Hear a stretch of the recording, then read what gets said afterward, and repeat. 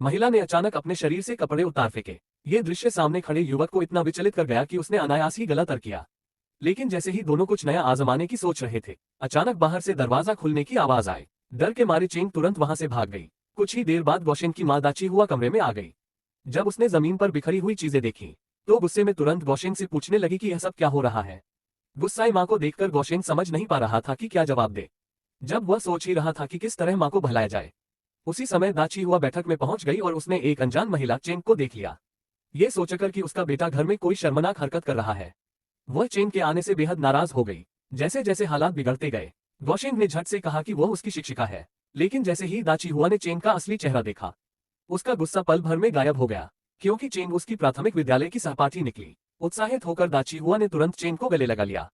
यहाँ तक कि बेटे को डांटने भी लगी कि उसे पहले ही दोनों को मिलवा देना चाहिए था।